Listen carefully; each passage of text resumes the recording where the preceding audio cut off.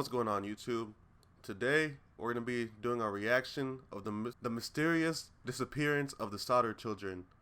I've honestly never heard of the Sodder children, but it's from one of these channels named This Is Monsters, and this is one of my favorite true crime type of channels, just because I like the way they present all the information, and usually their videos are like an hour long, and I really like that. But we got a short one. This is about the Sodder children. It's about 19 minutes, and let's just get into it. On Christmas Eve in 1945, the home of George Sodder, his wife, Jenny, and 9 of their 10 children was destroyed in a fire. 5 of the children didn't make it out. No remains were recovered, and nobody knows what happened to them. This is Monsters Mysteries. That's a lot of kids just to go missing. Giorgio Sudu was born in Tula, Sardinia, and immigrated with his older brother to the United States when he was only 13 years old. After arriving in the U.S., his brother turned around and went back to Italy, leaving Giorgio, who now went by George Sodder, all alone in a strange new land. He managed to find work bringing water to laborers on the Pennsylvania railroads, and after a few years, he moved to West Virginia. George had begun working as a truck driver and eventually started his own trucking company. He hauled dirt for construction sites and coal for local mines. Jenny Cipriani had immigrated to the U.S. from Italy when she was only 3 years old. Her father owned a small store in Smithers, West Virginia, and one day George Sodder walked in and met Jenny. Over the years, George's business did well, and the Sodders became one of the most well-respected families in the area. Not only was he known for his business, but because of his strong opinions and the fact that he was vocal about his dislike for Benito Mussolini. The couple had 10 children. Damn, he had a big problem for Mussolini? Well, what year did he say this was? This had to have been when was Mussolini? Was that World War II? So this is pre-World War II, because he had escaped all that and came to the U.S. Damn, but 10 children though? I guess it was kind of normal back then. I guess that was normal back then, but still 10 kids. I couldn't imagine that. That's 8 too many. Children between 1923 and 1943. By the time their last child was born, their second oldest son, Joe, had joined the military and was serving in World War II. The eventual defeat and execution of Mussolini caused some friction between George and the other people in the area, which was heavily populated with Italian immigrants. Damn, so those other Italian immigrants liked Mussolini, and he was cheering. He was like, yeah, he died. Fuck that guy. And these other guys were like, whoa, whoa, whoa, hold up. We're Italian, you know what I'm saying? We like Mussolini. But I don't know. In October of 1945, an insurance salesman showed up at their house. When George declined purchasing a policy from the man, he became angry and said to George that his house, quote, would go up in smoke, and your children are going to be destroyed. Damn, by the mafia? He claimed that it would happen due to, quote, the dirty remarks you have been making about Mussolini, end quote. Another incident happened when a man showed up looking for work. He suggested that George pay him to fix their fuse box and that it would catch fire if it wasn't replaced. Mr. Sodder turned him down because he had recently had the house rewired when he added an electric stove to the kitchen, and the electric company had inspected the fuse box and said it was safe. In the weeks before Christmas, some of the older Sodder children had noticed a car parked on the highway and claimed that it had been watching the younger children as they were returning home from school. On Christmas Eve, See, especially nowadays, there's so many weirdos in the world nowadays that whenever I have kids, if I have kids, I don't know, I'm never gonna let them walk home from school. I used to do that back in the day, and it was normal back then. But I don't know, the world's a different place now. It's way different. I would, unless the school's a block away from my house and I could see them walk to the school property. I don't think I would ever let them do that. 1945, George and 2 of the older sons, 23-year-old John and 16-year-old George Jr., were already asleep. Jenny told the younger kids that they could stay up as long as they remembered to bring in the cows and close the chicken coop before they went to bed. She then took 2-year-old Sylvia and went to bed. At 12:30 a.m., there was a wrong number call that Jenny answered. Some speculate that this call may have something to do with the upcoming incident, but police tracked down the woman who had called and she assured them that it was truly just a wrong number.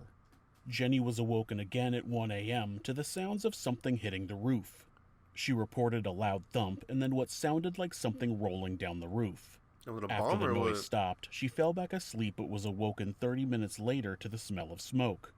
She realized the house was on fire and noted that it was in the room that George used as an office, which was near the fuse box.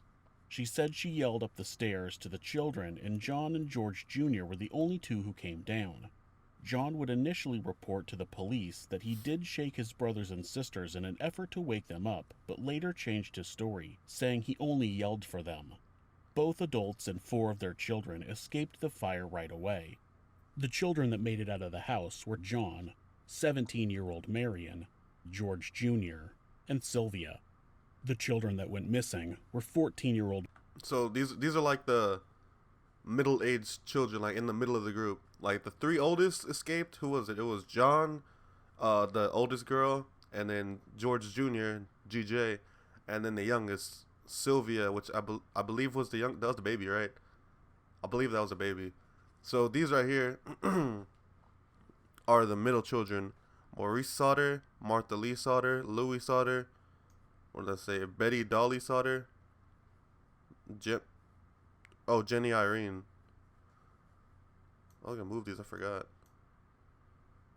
But damn, alright, he was 14, she was 12, he was 10, she was 9, and Dolly was 6.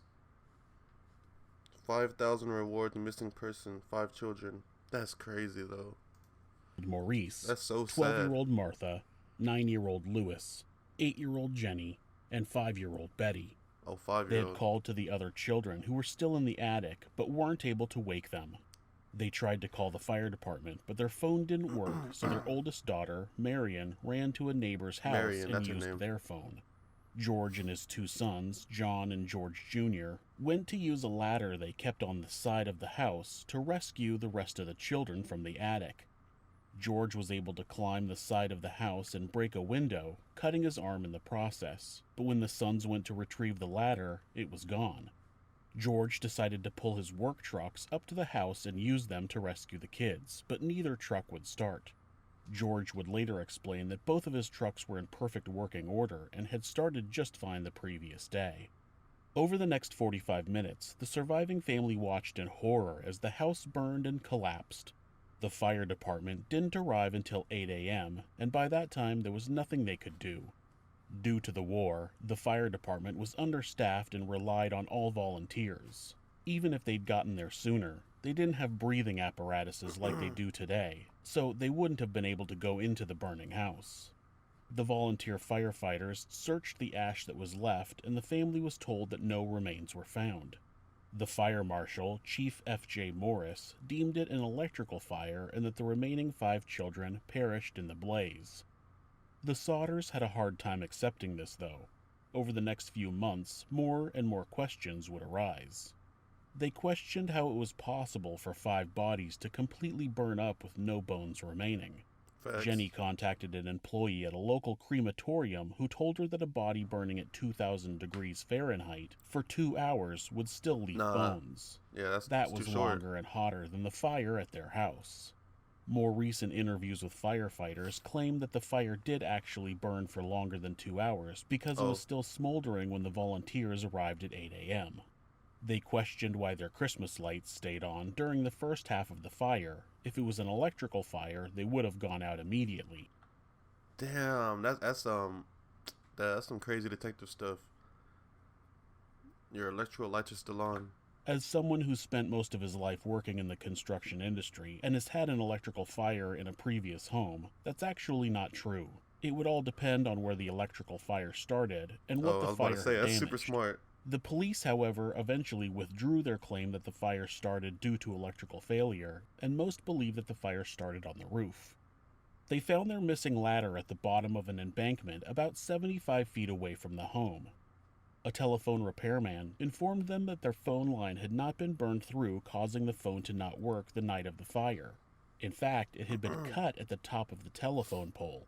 Also, witnesses saw a man stealing a block and tackle, which is a type of lifting system that uses pulleys, from one of the buildings on the Sodder property the night of the fire. The man later confessed to the theft, stating that he used the ladder to climb the pole and cut the power line, but must have cut the telephone line by mistake. He said he did steal the block and tackle from the property, but insisted that he had nothing to do with the fire. George insisted that someone must have tampered with his truck in order for it to not start that morning. Beautiful. Others believed that it was just too cold and the boys flooded the engines while they were trying to get them started. A bus driver claimed he saw people throwing balls of fire at the house. Molotovs. A few months later, Sylvia was playing in the yard and found a hard, green, rubber-like ball with a twist-off cap. Military officials identified it as a grenade used as an incendiary device. This must have been the sound that Jenny had heard that morning. The Sodders hired a private investigator named C.C. Tinsley to look into the case. He learned that the insurance salesman who had threatened them with a fire the previous year over George's remarks about Mussolini had been on the coroner's jury that ruled the fire an accident. The same private investigator found that the fire marshal had found remains in the ash that night, but didn't tell the Sodders. What the fuck? He found internal organs, which he placed in a box and buried on their property. Bro, what the fuck? So this is a whole inside job, bro. Like, everyone's in on it. Damn, does Mussolini have that much of a grasp on these people back then? Like, the fire chief was in there. The insurance guy.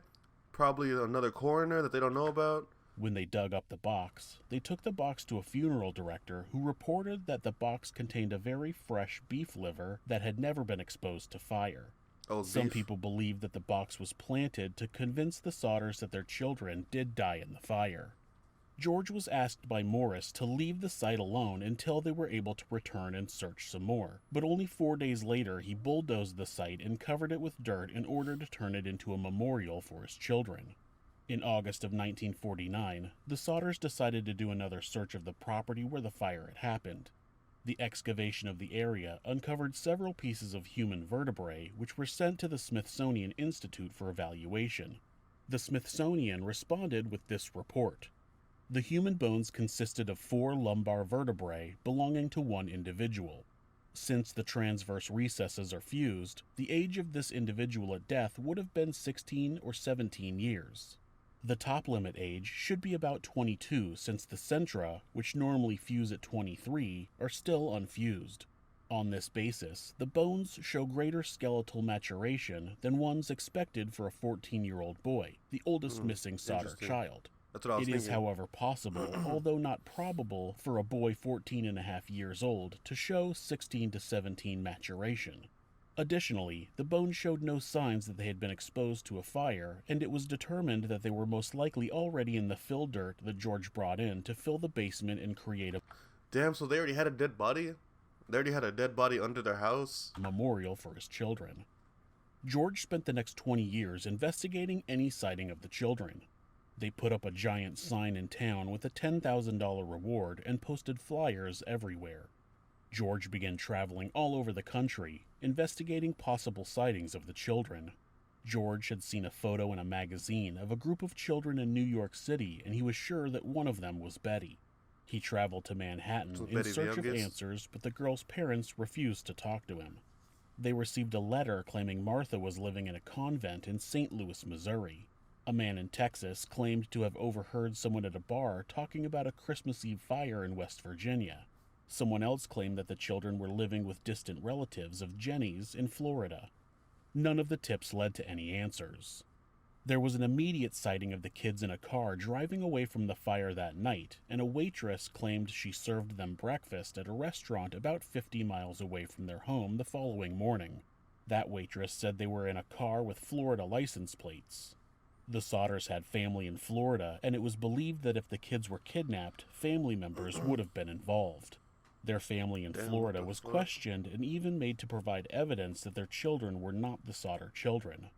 A woman claimed to have seen the 5 children at a local hotel she worked at a week after the fire. She said, quote, "They were with 2 men and 2 women of Italian extraction," end quote. She said she tried to talk to the children, but one of the men became hostile and wouldn't allow them to speak to her. In 1967, the Sodders received a letter that was postmarked from Central City, Kentucky. It contained a picture of a young man who looked like it could be Lewis if he survived the fire.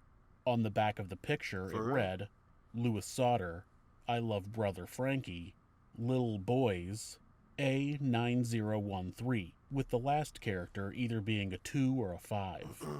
There was no explanation for the writing on the back of the picture. Yeah, I'm so confused. They didn't know who Frankie was referring to, and those other lines remained a mystery. The Sodders hired another private investigator to go to Central City and try to get some answers regarding the picture. The man they hired ended up taking their money and never returned. There was no Sodder child named Frankie, and nothing else written on the back of the picture was ever decoded. Most people believe the picture was just a cruel prank, but it was the last clue they would ever receive about their children. In 1969, George Sodder died, but Jenny and 4 of the surviving children continued to search for answers. Jenny wore black for the rest of her life as a sign of mourning, and she continued to tend to the garden that had been planted in honor of the children. Jenny died in 1989, and the family finally took down the large billboard they had placed in town offering a reward for information. John Sodder was the only surviving family member who would not talk about the incident. He encouraged his family to accept it and move on. Is it because he did shake his brothers and sisters that night and knows they died in the fire? Or is it because he didn't try to wake them up and is too full of guilt to talk about it? It seems clear that the home was intentionally set on fire. The noise on the roof, the incendiary device found in the yard, the eyewitness seeing people throwing flaming balls onto the roof, and the fact that the electrical fire conclusion ended up getting dismissed. The biggest question is whether or not the 5 Sodder children survived that night. If they survived, they had been kidnapped, which leads us to question who would take them. One theory is the Italian mafia took them because they were upset about George's disdain. Isn't that what I said in the beginning whenever the insurance guy got mad at fucking Mr. Sodder? Isn't that what I said? The mafia is about to get on him. Yeah. For Mussolini. Many people point out that Mussolini was taken down by the Italians and wasn't so popular that they felt someone would carry out an act of vengeance on the Sodders over it. I don't know. Especially not the mafia, since Mussolini had actively tried to destroy the mafia. I don't know. People have loyalty that goes beyond that. You never know. Some believe they were actually trying to shake George down and he refused to pay, so they kidnapped the kids and burned down the house in retaliation. This may be a more likely theory, but some people ask why the mafia would kidnap the children. Maybe the Italian mafia just burned down the house and didn't kidnap the children, and they did die in the fire. There are claims that the family members from Florida were involved in kidnapping the children. What would the reason be? Why did they only take some of the children and not the others? Yeah, and why would they never try to contact their family if they remained alive? If they were killed after being kidnapped, why? There's no way to get these answers, but it just seems so random that it doesn't make sense. Some people also think that the children were kidnapped before the fire. After the incident, it was revealed that the cows had not been brought in and the chicken coop had not been closed. If the children were asleep inside, that means they failed to complete their chores. Now, a child forgetting his chores is not anything unreasonable, but some believe that the 5 children went outside to complete their chores and were kidnapped before the house was set on fire. Hey, that could happen. It explains why the 5 children that stayed up late were the same 5 children that went missing. That could also be because those 5 children were harder to wake up because they had stayed up late. Nobody knows. Some people believe that the 5 missing children perished in the fire. Maybe John was telling the truth about shaking his brothers and sisters, but maybe they were already dead from smoke inhalation. Only the 2 older children who were in the attic made it out alive. The younger children would have succumbed to smoke inhalation faster, and if the fire started on the roof, they would have been exposed to it first. The biggest questions revolved around whether or not there were human remains in the burned-down remains of the house. Firefighters questioned after the incident, including one of Jenny Sodder's brothers, said that they did find remains but didn't tell the Sodders. They claimed that they did find human organs in with the ash, which current fire experts say is very likely. More recent interviews with firefighters say that the 2-hour search for remains was far too short to actually find anything, and the fact that the I mean, you never volunteers were know. not properly trained to know what to look for means they most likely missed the remains. All facts. Nowadays, the search would take days with highly trained investigators. Firefighters who discuss this case these days show very little doubt that there were remains in the debris and they were just missed. My opinion, I think that someone set their house on fire out of retaliation for something. The insurance salesman is at the top of my list for that. Me I too. think the thief stole the block and tackle, which is why the telephone line was cut and the ladder was moved. The insurance salesman may have disabled the trucks, or it may have just been too cold. It was the end of December after all. I think the 5 children were knocked out from smoke inhalation in the attic and died in the fire. The inside of the house would have collapsed, and the exterior walls would have come in on top of them, completely burying their bodies in smoldering debris. I think the quick search by untrained volunteer firefighters is why no remains were recovered. George quickly covered the area with dirt, so even though they went back and tried to search again, he had covered the area where the basement was with 5 feet of fill dirt. There was no way they would have found anything after that. Damn. That's my opinion. Leave your theories in the comments. On April 21st, 2021, the last of the surviving Sodder children, Sylvia Sodder Paxton, passed away. She was 79 years old. If you're having feelings of harming yourself... Damn. Let me go back to this. Not before this. So that was the Sodder children. Honestly, I mean, I'm pretty sure a majority of people watching this do believe that the insurance person was, you know what I'm saying, the one that did everything. The one that, yeah. Just because, like, in the story, it makes the most sense. But, of course, there's some things that weren't, you know what I'm saying, that weren't brought up, that no one could have known.